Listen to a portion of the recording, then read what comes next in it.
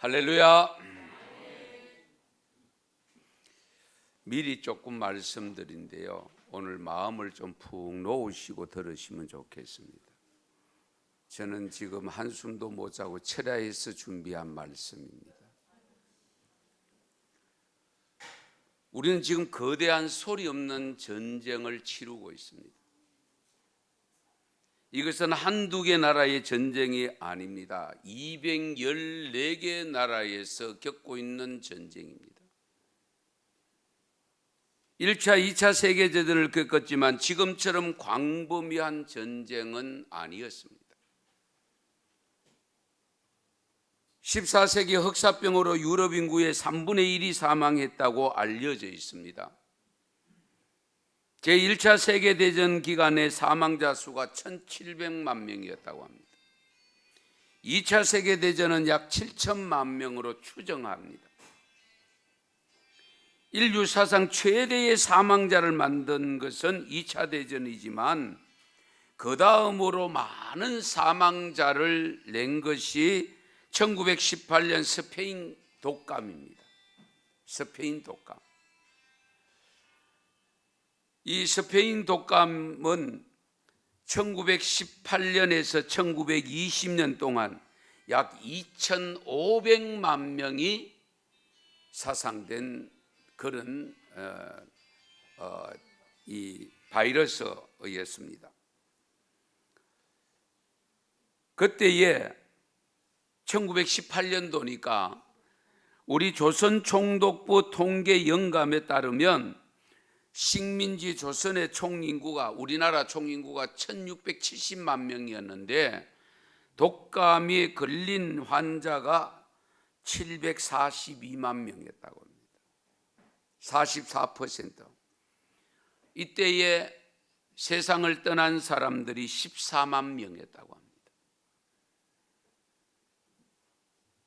금전에 발생한 코로나19가 214개 나라에 지금 엄습해서 전 세계적으로 감염된 이 나라 가운데 가장 많은 확진자, 사망자가 난 것은 역시 미국입니다. 어제 26일 발표된 자료에 의하면 미국에서 코로나로 인해서 누적 사망자가 20만 755명, 25명입니다. 725명. 20만 725명. 이 사망자 수는 한국 전쟁에서 전사한 미군 3만 명, 베트남 전쟁에서 전사한 미군 5만 명을 합친 것이 2.5배가 됩니다. 1차 세계대전에도 1.5배 정도 되는 이런 엄청난 숫자입니다. 인류가 현재 치르는 제3차 전쟁은 핵전쟁도 아닌 바이러스 전쟁입니다. 바이러스의 이름이 왕관이라는 이름을 가진 코로나입니다마는 어쨌든 이 코로나19, 코로나 팬데믹이라고 칭하는데 전 세계적으로 유행하고 있기 때문에 뭐 어느 나라도 예외가 없습니다. 다만 좀 더 심하냐 덜하냐 하는 차이는 있습니다. 가장 피부로 느끼는 것은 우리가 이 코로나19로 인해서 무너진 것, 단순히 전염자와 사망자 때문은 아닙니다. 이 내용을 좀 구체적으로 살펴보려고 합니다. 가장 피부로 느끼는 무너짐의 현상은 역시 경제적 무너짐입니다. 이로 인해서 실업자가 대량으로 발생하고 가정경제가 무너져 내리고 있습니다. 중소기업, 일반 가게 등 소상공인 중심의 경제가 무너져 내렸습니다. 일본의 경우는요, 100년 넘게 3대째 도쿄에서 운영하던 도시락 가게가 문을 닫았다고 합니다. 독일 바이에른 지방의 400년 전통의 양조장 역시 문을 닫기로 결정을 내렸습니다. 이런 경제적 무너짐 속에 반사적으로 더 좋아진 것도 일부는 있습니다만은 그것은 소수에 불과합니다.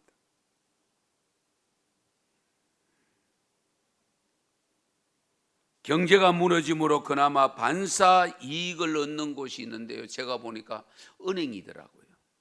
왜? 빚이 증가되니까. 우리 국민들의 빚이 증가된다고 계속 뉴스가 나오지 않습니까? 경제가 무너지게 된 것은 결국 함께 만나서 일하는 공동체가 무너졌기 때문입니다. 사회적 거리두기라는 생각도 해보지 못한 것이 발생해서 공동체성이 무너집니다. 그래서 재택근무가 많아지게 되었습니다. 재택근무라고 할 수 있는 사람은 그래도 괜찮습니다만은, 특히 안타까운 것은 예능계의 모든 공연이 다 무너졌습니다. 그것으로 인해 활동하는 사람들은 너무 힘든 여정을 보내고 있습니다. 이 경제적 무너짐이나 공동체성의 무너짐은 그래도 괜찮습니다. 이보다 더 심각한 무너짐은 마음의 무너짐입니다. 마음이 무너지는 겁니다. 이 마음이 무너진다는 것은 결국 자신감이 무너지고 스스로가 절망감이 무너지고, 그로 인해서 40대 가장들, 50대 가장들이 스스로 생명을 끊는 유혹을 받고 있다고 하고, 우리 청년들은 입사할 수 있는 곳이 많지 않아서 시험을 수없이 준비해도 안 됨으로 인해서 이 20대, 30대 우리 청년들이 스스로 목숨을 끊는 증가되고 있는 현실이 보고되고 있습니다.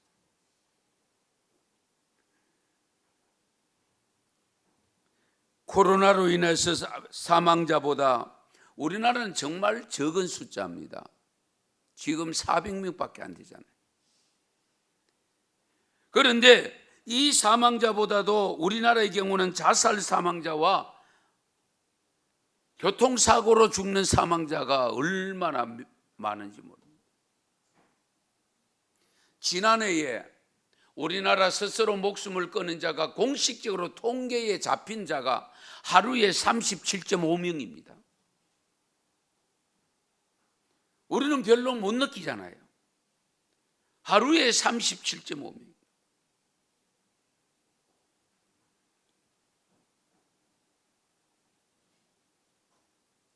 여기에 하나님을 경외하는 신앙을 가진 성도들, 교회의 무너짐은 어떻습니까? 가장 큰 무너짐은 교회의 근본이 무너지고 있습니다. 교회가 무엇인가?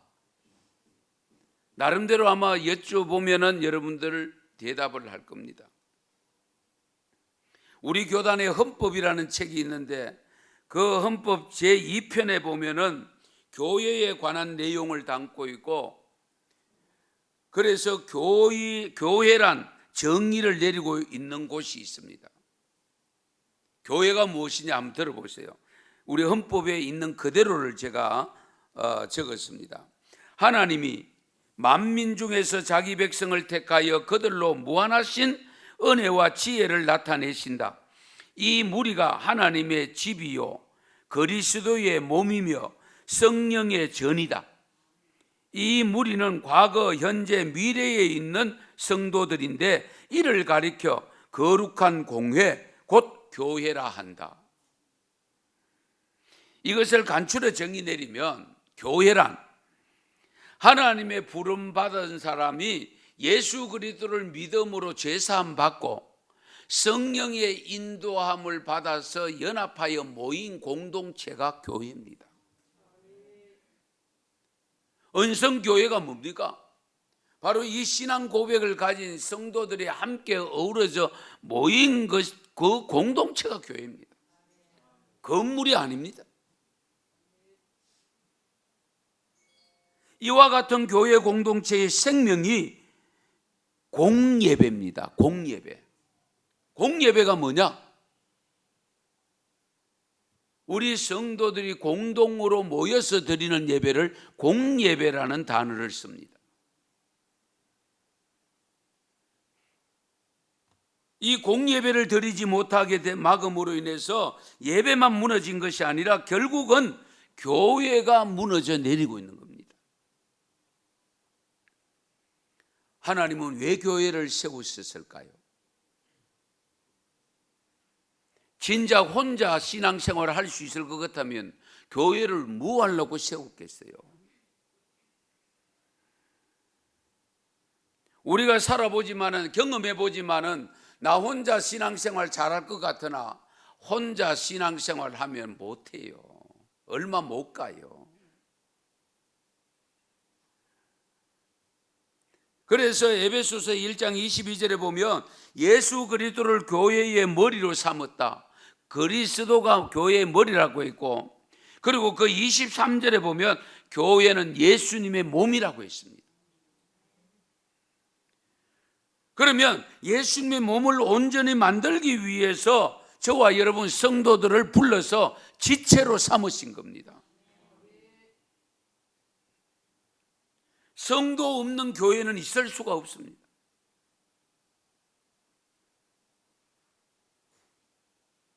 지체로 연합하여 교회 공동체를 이루어서 하나님 나라를 확장시키는 길을 원하시는데, 이 코로나로 인해서 사회적 거리 두기로 인하여 만나지도 못하게 하거나 만나더라도 인원을 제한하거나 함으로 인해서 벌써 성도들의 마음이 조금씩 교회와 멀어져가는 경우를 보게 됩니다. 공예배가 무너짐으로 인해서 다른 사역들의 모임도 거의가 중단되거나 줄어들거나 횟수도 줄고 인원도 줍니다. 참여 인원도. 새벽기도, 금요기도, 성경공부, 구역 성경공부 등등 소그룹 모임을 계속적으로 맡고 있으니까 결국은 공동체의 에너지가 소실되고 있습니다. 사회적 거리두기와 그가 하나님과의 거리와 가까워지면 다행이지만은 오히려 하나님과의 관계도 더 멀어지는 듯한 느낌을 받지 않습니까? 영상 예배를 드려보니까 어떻습니까?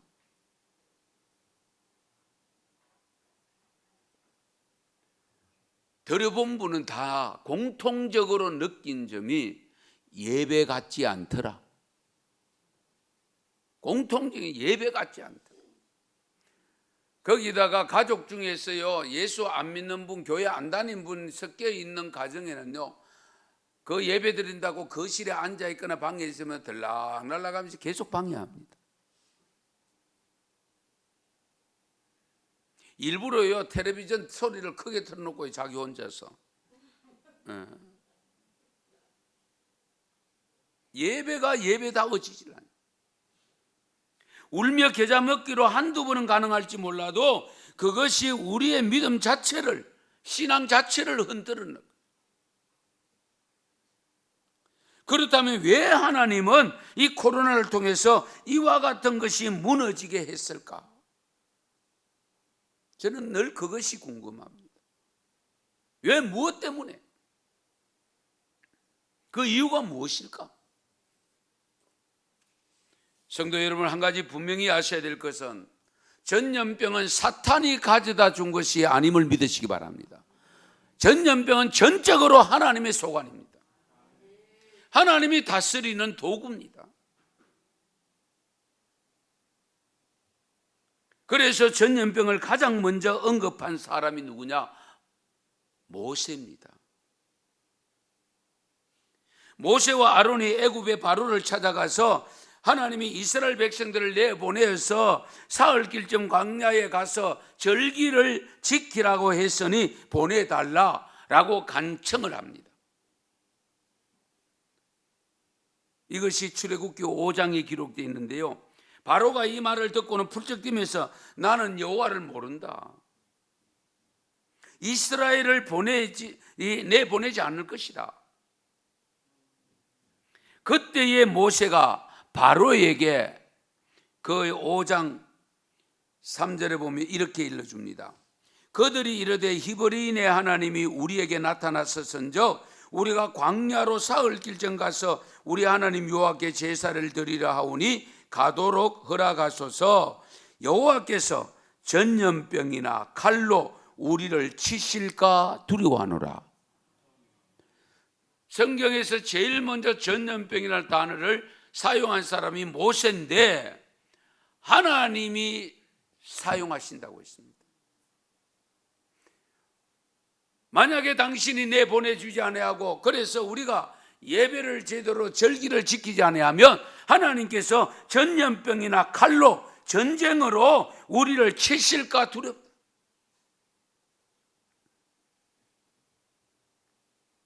민수기 14장에 보면 이스라엘 백성들이 가나안 땅 정탐 보고를 받는 장면이 기록되어 있습니다.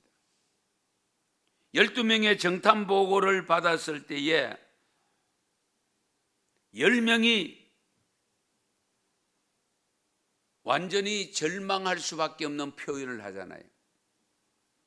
여호수아와 갈렙만 좋게 합니다. 그때의 백성들이 듣고 있다가 모세와 아론을 향하여 원망하죠. 애굽에 매장지가 없어서 우리를 이곳에 나오겠느냐? 광야로 지나올 때 차라리 우리가 광야에서 죽을 뻔했으면 좋겠다. 왜 저 나라 저곳에 가서 우리가 또 칼에 맞아 죽어야 되고 왜 이 어려움을 겪어야 되느냐고 항의를 합니다. 그때 하나님께서 모세에게 일러주신 말씀이 민수기 14장 11절 12절입니다. 같이 읽겠습니다. 여호와께서 모세에게 이르시되 이 백성이 어느 때까지 나를 멸시하겠느냐? 내가 그들 중에 많은 이적을 행하였으나 어느 때까지 나를 믿지 않겠느냐? 내가 전염병으로 그들을 쳐서 멸하고 네게 그들보다 크고 강한 나라를 이루게 하리라. 아멘. 걱정하지 말아라.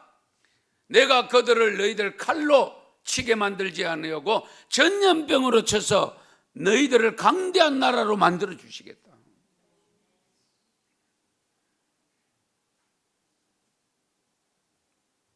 예레미야 14장 12절에도 보면 그들이 금식할지라도 내가 그 부르짖음을 듣지 아니하겠고 번제와 소제를 드릴지라도 내가 그것을 받지 아니할 뿐 아니라 칼과 기근과 전염병으로 내가 그들을 멸하리라. 여기 예레미야를 제가 찾아보니까요 13구절이나 칼과 기근과 전염병이라는 이 어휘가 들어가 있습니다. 그리고 에스겔서에 3구절이 나옵니다. 그 에스겔서 14장 21절에 보면 주 여호와께서 이같이 이르시되 내가 나의 3가지 중한 벌 곧 칼과 기근과 4가지 중요한 벌 칼과 기근과 사나운 짐승과 전염병을 예루살렘에 함께 내려 사람과 짐승을 그 중에서 끊으리니 그 해가 더욱 심하지 아니하겠느냐. 코로나 전염병은 하나님이 발병시킨 것임을 믿으시기 바랍니다. 사탄의 역사가 결코 아닙니다. 그러면 하나님이 무엇 때문에 왜 전염병을 전 세계적으로 확산되게 하시느냐? 그리고 대한민국은 대구에서 발병하게 하고 신천지를 통해서 전염되게 하신 이유가 뭘까? 분명한 것은 원인이 있다는 겁니다. 그 원인이 발견되면 우리가 고쳐야 되지 않겠습니까? 그렇다면 우리가 새롭게 고쳐야 할 것이 무엇일까? 새롭게 회복해야 될 것이 무엇일까? 우리 교단이 지난 9월 21일 월요일 날에 105회기 총회를 가졌습니다. 서울 도림교회에서 하려고 했는데 1500명의 목사 750명, 장로 750명 대표가 올라가서 하는 것인데 금년에는 회집을 못하고 그 본부 인원 한 50명 미만만 있고 나머지는 전국적으로 교회 38곳을 정해서 각 지역에 있는 총대들 30명, 40명 모이도록 해서 회무를 진행했습니다. 이때에 총회장이 되신 분이 누구냐면은 전주 동신교회 신정호라는 목사님께서 총회장이 되셨는데, 이 총회장이 되시면서 105회 개회 예배 설교하실 때에 설교 내용 속에서 회복해야 할 것을 4가지를 지목했습니다. 첫째, 성도와 가정 회복. 둘째, 교회와 노회와 총회와 교단 회복. 셋째, 나라와 민족의 회복. 넷째, 열방과 만유를 회복하자라고 제안을 했습니다. 하지만 우리는 근본적인 것, 코로나를 통해서 하나님이 우리로 하여금 깨닫게 한 고쳐야 될 요소가 무엇인지를 정확하게 알아야 됩니다.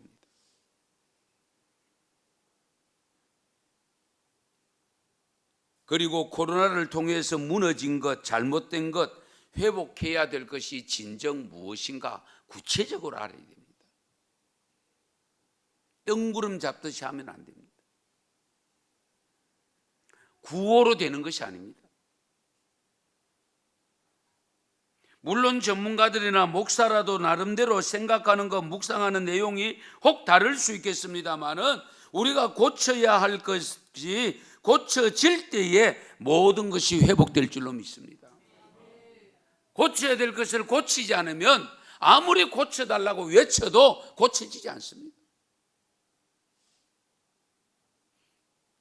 잘못된 것 고치라고 전염병을 주셨는데 그 원인을 제대로 파악하지 못하면 회복의 기회가 늦어질 수밖에 없습니다. 의학자들은 내년 연말까지 간다라고 이미 이야기가 나오고 있지 않습니까? 코로나 확산 방지를 위해서 사용하는 방역 대책 방법이 몇 가지인지 아세요? 제가 보니까 3가지더라고요. 마스크, 사회적 거리두기, 그렇죠?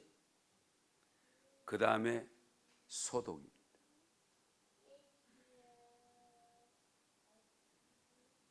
그렇다면 하나님이 무엇을 원하시는지 알 것 같지 않습니까?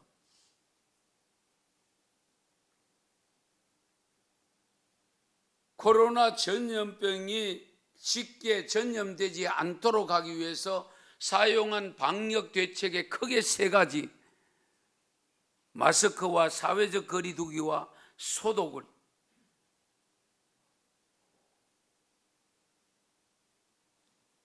마스크는 입을 가립니다.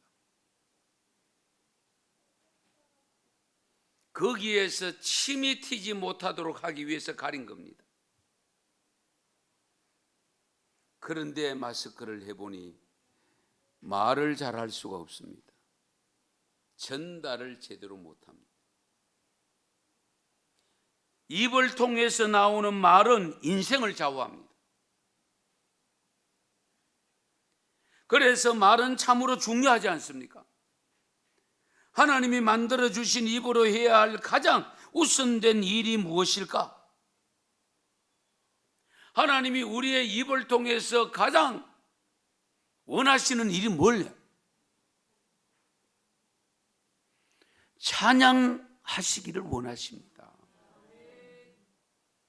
찬양대만 찬양하는 게 아닙니다.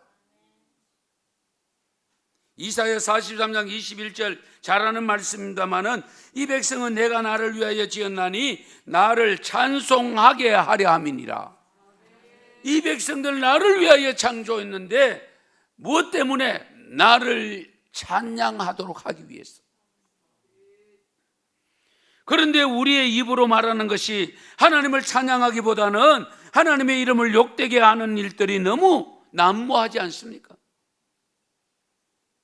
우리의 입에서 나오는 말들이 너무 험악한 말들이 많지 않습니까? 시편 120편은 이 시편 기자가 환난 중에 여호와께 부르짖었더니 하나님이 응답하신 내용을 고백하고 있는데요, 하나님이 이 시편 기자가 환난을 당한 이유를 이렇게 말씀합니다. 거짓된 입술과 속이는 혀라고 했습니다. 거짓된 입술과 속이는 혀. 너 속이는 혀여, 무엇을 내게 주며 무엇을 네게 더할꼬?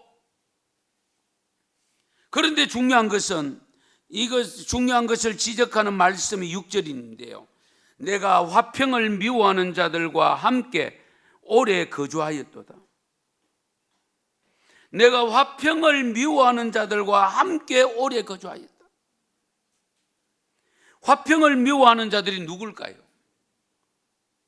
다투기를 잘하는 사람, 시비를 잘 거는 사람, 남의 정죄를 잘하는 사람들입니다.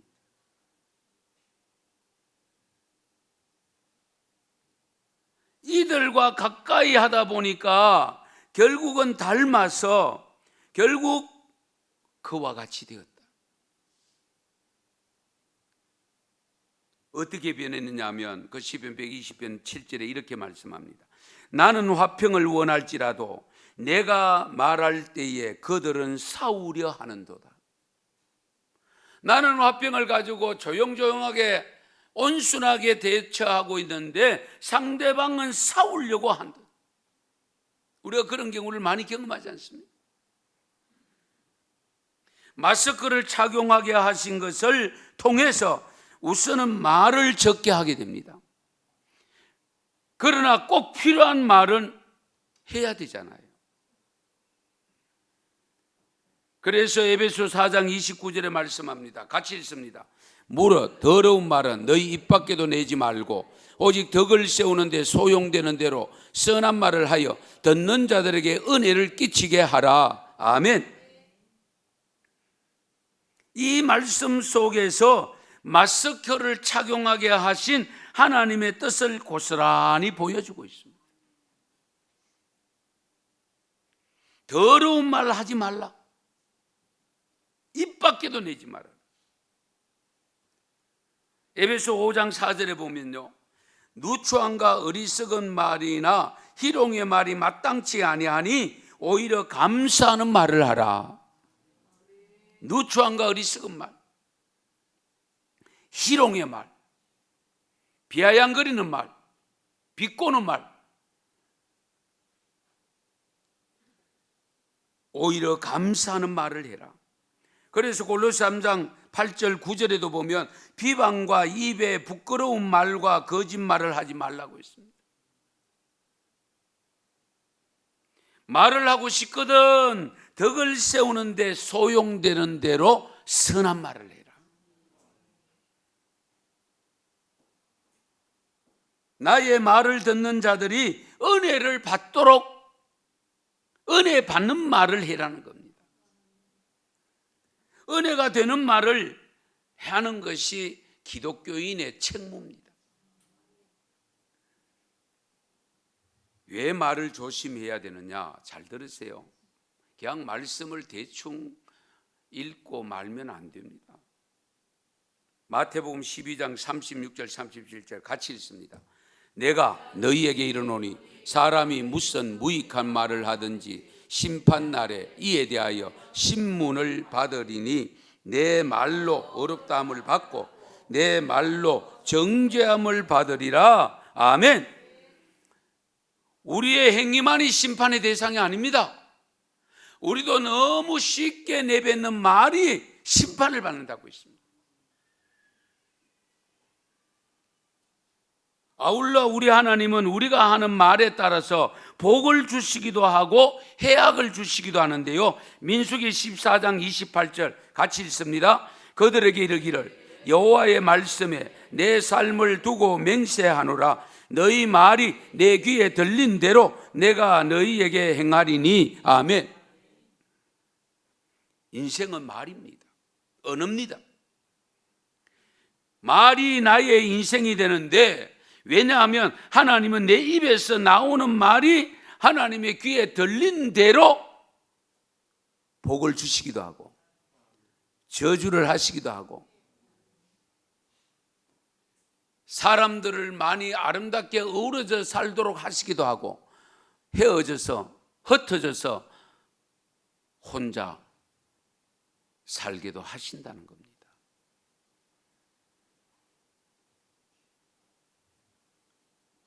한국 교회 성도들 어떻습니까?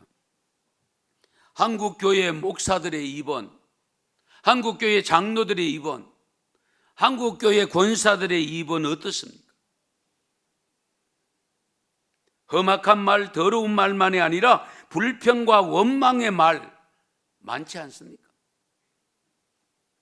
비난과 비판과 헐뜯음과 비방의 말이 많지 않습니까?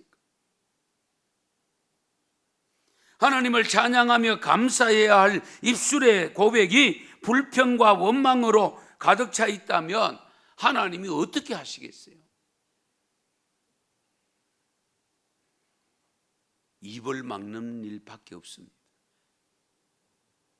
그 입 막으려고 마스크를 착용하게 하신 거예요. 코로나 기간이 얼마나 오래 갈지 모르지만 단순히 마스크만 착용하지 마시고 반드시 말을 하고 싶어도 절제하면서 말을 하지 않는 동안에 그동안에 나의 입술이 어떤 말을 했는가 살펴보시고, 하지 말아야 될, 입 밖에 내지 말아야 될 말을 했다면 그 말을 청산하셔야 됩니다. 회개하셔야 됩니다. 그리고 남에게 은혜를 끼치는 말, 덕스러운 말, 감사하는 말이 나 혼자서, 다른 사람 잘 못 듣잖아요. 마스크 찌고 있기 때문에. 계속 반복해서 하세요. 훈련하세요. 왜? 말은 습관입니다. 그 습관이 내 입에서 계속적으로 되어지면 그 입에서 들리는 대로 하나님이 내게 복을 주신다고 약속을 하고 계십니다.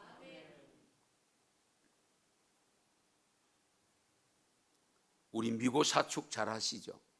미안합니다, 고맙습니다, 사랑합니다, 축복합니다.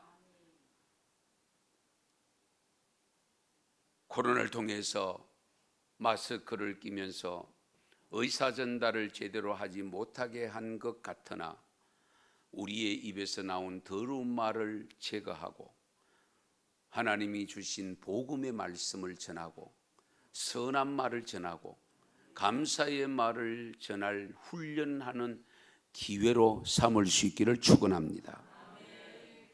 그 다음에 두 번째 방법이, 방역 방법이 사회적 거리두기입니다. 하나님은 왜 우리를 떨어뜨려 놓았을까? 우리 예수님은 항상 내게 붙어 있으라고 했습니다. 그렇죠? 너희가 내게 붙어 있어야 열매를 맺는다고 했습니다. 그러면은 예수님이 교회의 몸인데 우리가 붙어 있는다는 것은 교회의 지체가 되는 겁니다. 그런데 사회적 거리두기를 통해서 왜 자꾸 우리를 떨어뜨려 놓으실까? 이 코로나를 통해서 왜 이렇게 떨어지게 만드실까? 생각해 보셨습니까? 분명히 우리 예수님께서는 두세 사람이 내 이름으로 모인 곳에는 나도 그들 중에 있다라고 이 모임을 얼마나 강조하셨는데 왜 하나님은 우리의 모임을 흐트러뜨리고 왜 이렇게 사회적 거리까지 두게 만드셨을까? 우리 깊이 헤아려 보셔야 됩니다. 이렇게까지 하신 주님이신데 우리 하나님께서 이렇게 코로나를 통해서 거리를 두게 만드시고 잘 만날 수 없도록 만드신 그 뜻을 우리는 깊이 헤아리셔야 됩니다. 야, 너들 좀 떨어져 있어. 왜? 만나기만 하면 싸우거든. 잘 들으세요.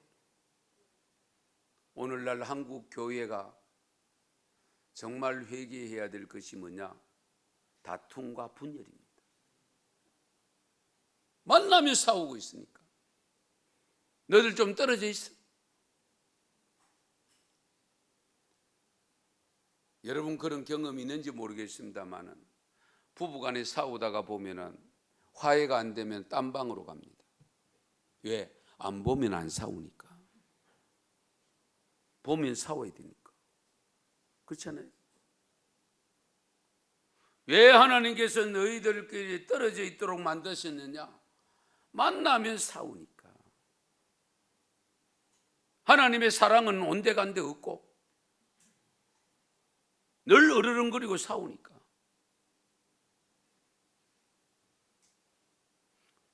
이것은 하나님께서 이 담임 목사를 통해서 주신 메시지입니다.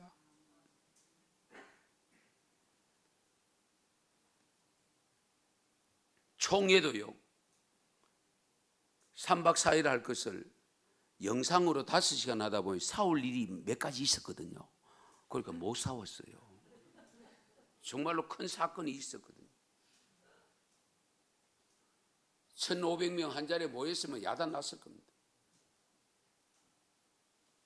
뭐 핏게 들고 뭐 그 총회 장소 앞에 해마다 보면 있거든요. 그런 교회들이 있어요. 그런 게 없어졌거든요.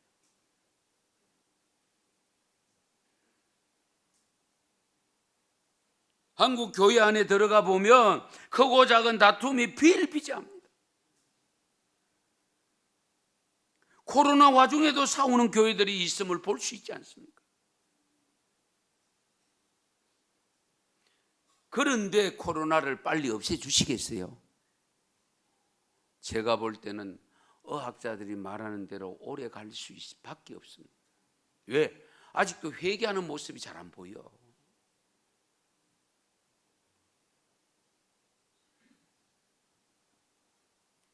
그리고 사회적 거리를 두게 하신 또 다른 이유가 있다면 잘못된 만남들을 만나지 못하도록 하기 위함입니다. 할렐루야. 잘못된 만남을 만나지 못하도록 떨어뜨려 놓기 위해서. 한국 교회뿐만 아니라 세상 많은 사람들이 하나님이 짝지어 주신 부부의 관계를 더 가까이 하고 혹시라도 다른 잘못된 관계를 떨어뜨려 놓으려고 이렇게 하신 거예요.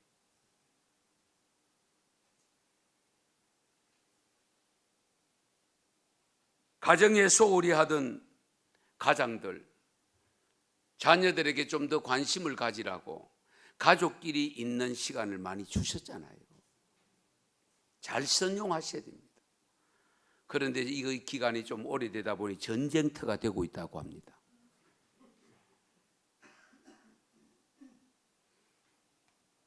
이 코로나를 통해서 우리에게 주시는 이 음성들을 들으셔야 됩니다. 왜 멀쩡하게 이렇게 끈끈하게 아름다운 공동체를 형성해 가는 것을 왜 억지로 이렇게 하나님이 떼어놓으셨느냐? 왜 만나지 못하도록 하셨느냐?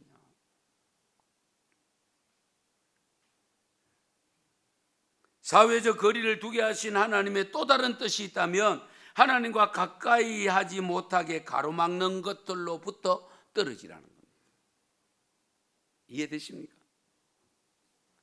하나님을 더욱 가까이 가서 만나야 되는데 다른 것 가까이 한다고 하나님과 멀어지는 거예요. 여행 간다고 멀어지고 뭐 취미생활 한다고 멀어지고 뭐 한다고 멀어지고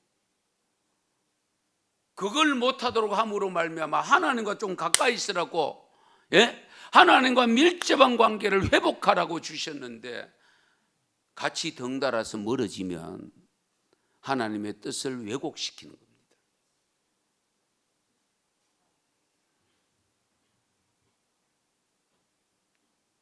우리는 지금 거대한 바위와 같은 것을 마주하면서 달려가고 있습니다. 부딪히면 죽습니다. 알면서도 그런데 달려가고 있습니다. 그래서 이 사고를 미연에 방지하기 위해서 하나님은 우리에게 요구하시는 것이 있습니다. 이 세대를 본받지 말고,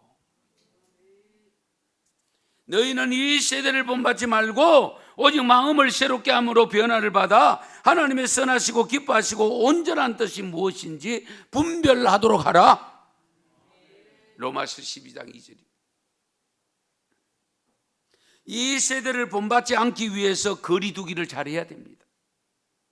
이 세대를 본받지 않기 위해서 우리는 하나님과는 밀접한 관계에 붙어 있어야 됩니다. 하나님의 이런 놀라우신 깊은 속뜻을 우리가 알아야 되죠.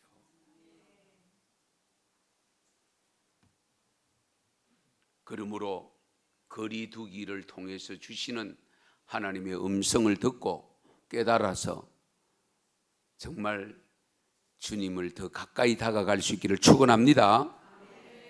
그 다음에 방역대책 세 번째가 뭐라고요? 소독. 코로나가 접근하지 못하게 막는 방법이 소독입니다. 우선은 손은 씻어야 됩니다. 손을 부지런히 씻으라고. 들어가며 나오며 씻으라고. 그 씻은 손에 약을 발라라고 했습니다. 여러분, 하나님은 우리가 성결된 삶을 원하십니다. 깨끗한 삶을 원하십니다. 그러기 위해서는 반드시 해야 될 것이 회개입니다. 손을 씻는다는 것 가끔 그러잖아요. 노름하던 사람이 내 이제 손 씻었다, 노름 끊었다, 그 말이거든요. 오락하던 친구들이 내가 이제 손을 씻었다, 그 말은 오락 끊었다, 그 말이거든요. 끊었다는 것은 이제 회개했다, 그 말이잖아요. 우리가 회개해야 됩니다. 회개를 진정으로 해야 씻은 것이 됩니다.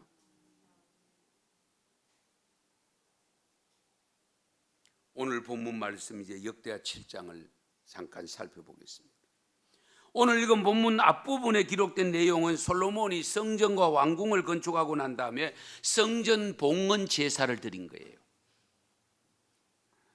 이 제사를 받으신 하나님이 밤에 솔로몬에게 나타나서 하신 말씀이 오늘 본문 내용입니다.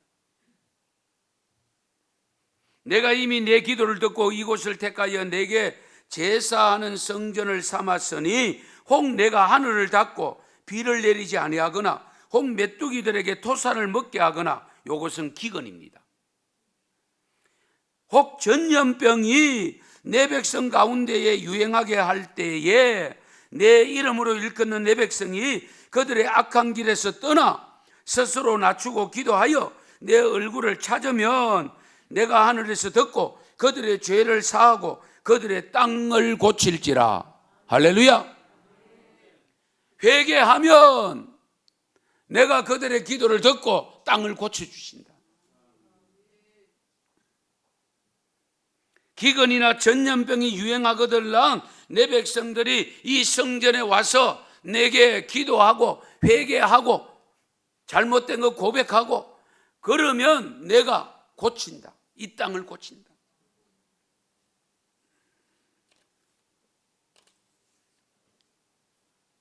성도 여러분, 전염병이 발생한 것은 회개할 내용이 있기 때문입니다.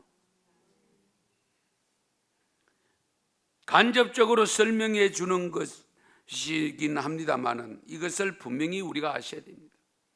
코로나 바이러스를 통해서 손을 씻어야 되고 들어가면서 나오면서 씻어야 되고 소독약을 바르는 것은 회개를 의미합니다. 성도들이 덕스럽고 복이 되는 말, 복음을 전가하는 입이 되지 못하고 온갖 세속적인 더러운 말, 헛된 말, 욕된 말 등으로 너무 다투고 싸우고 나누어진 것을 회개해야 됩니다. 악한 길에서 떠나 스스로 낮추라고 했습니다. 겸손하라고 했습니다. 남을 높이라는 겁니다.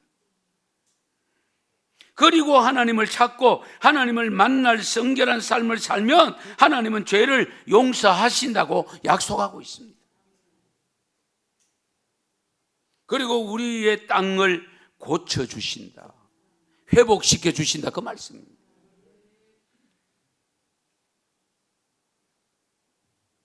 회개하고 다시 돌아서는 삶의 기준이 다윗 왕이 되어 있습니다.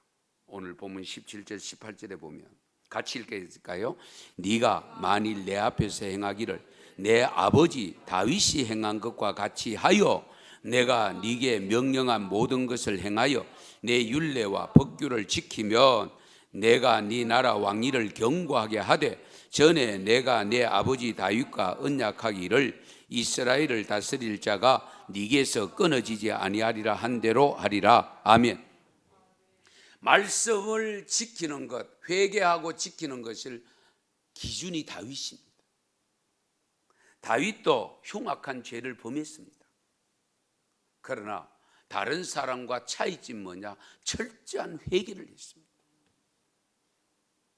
회개하고 돌아서서 성군이 됐습니다.